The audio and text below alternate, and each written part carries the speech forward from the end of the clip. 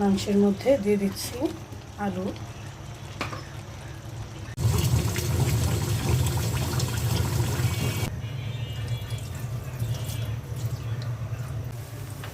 খিচুড়ি রান্নার জন্য মশলা দিয়ে দিয়েছি।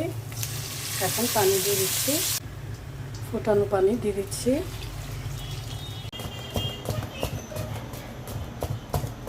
কাঁচামরিচটা কেটে দিচ্ছি সালাদের মধ্যে। ঝরঝরা। আসসালামু আলাইকুম, সবাই কেমন আছেন? আলহামদুলিল্লাহ আমি ভালো আছি। আজকে রান্না করব খিচুড়ি। আমি পোলার চাল নিয়ে নিচ্ছি, মসুরের ডাল দিয়ে দিচ্ছি, মুগের ডালও দিয়ে দিচ্ছি। আমি 2 রকমের ডাল দিয়ে খিচুড়িটা করব। সব একসাথে মিক্সড করে নিচ্ছি। মাংসটা আলু দিয়ে ঝোল করব খিচুড়ির সাথে, খেতে কিন্তু ভালোই লাগবে। মাংসের মধ্যে দিয়ে দিচ্ছি আলু,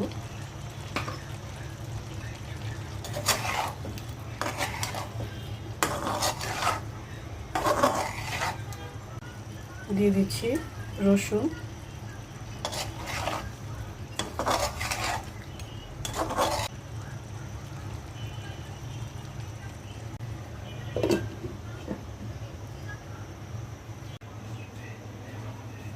খিচুড়ির সাথে থাকবে সালাদ, শসা, বিট আর টমেটো, লেবু কেটে নিব। চাল আর ডালটা ধুয়ে নেব।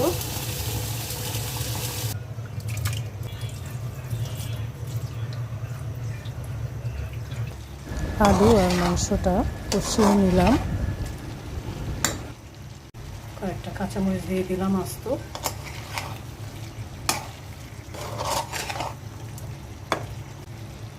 দিয়ে দিচ্ছি পানি, গরম ফোটানো পানি।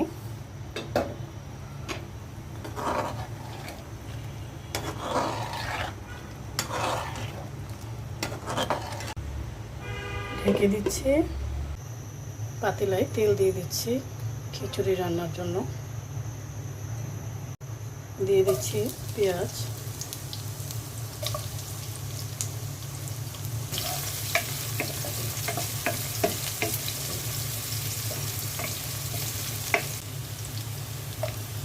এলাচি আর দারচিনি দিয়ে দিলাম। খিচুড়ি রান্নার জন্য মশলা দিয়ে দিয়েছি। এখন পানি দিয়ে দিচ্ছি।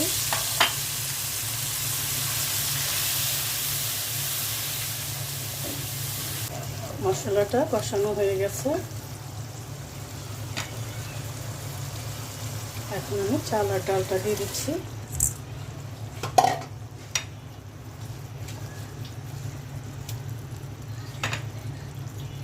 দিয়ে দিচ্ছি 1 চামচ আচার, আর দিয়ে দিচ্ছি কাঁচামরিচ। এখন ভালো করে মিক্সড করে নেব।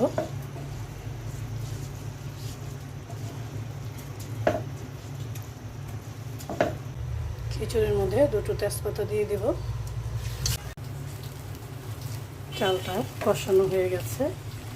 এখন আমি পানিটা দিয়ে দিচ্ছি, ফোটানো পানি দিয়ে দিচ্ছি।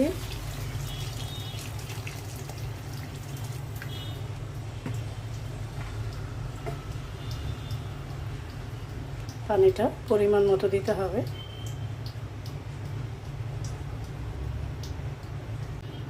খিচুড়ির মধ্যে 1 চামচ ঘি দিয়ে দিলাম।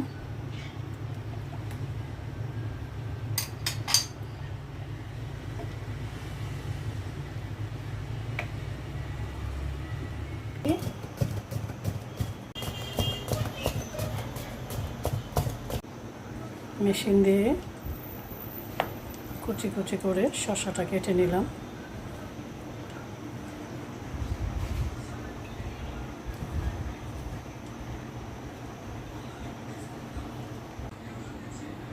বিটটাও কেটে নিলাম।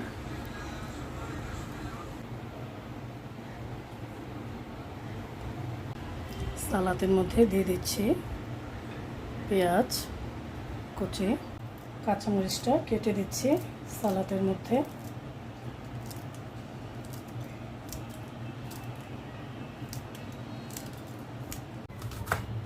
লেবুটা কেটে নিচ্ছি।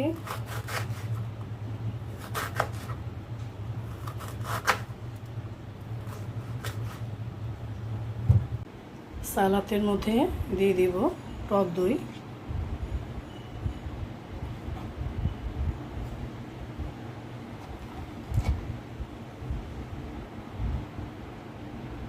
আর দিয়ে দিচ্ছি বিট লবণ।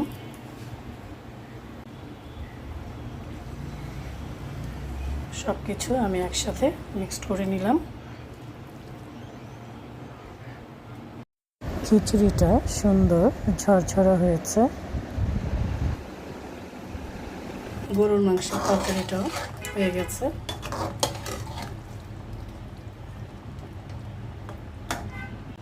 নামানোর আগে আমি একটু উপরে জিরে ফাঁকি দিয়ে দিলাম। এই তো হয়ে গেছে আমার খিচুড়ি,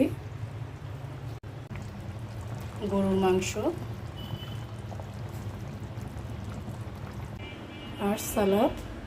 খিচুড়ি আর গরুর মাংসের সাথে সালাদ দিয়ে খেতে কিন্তু দারুণ লাগবে। সবাই ভালো থাকবেন, সুস্থ থাকবেন। আল্লাহ হাফেজ।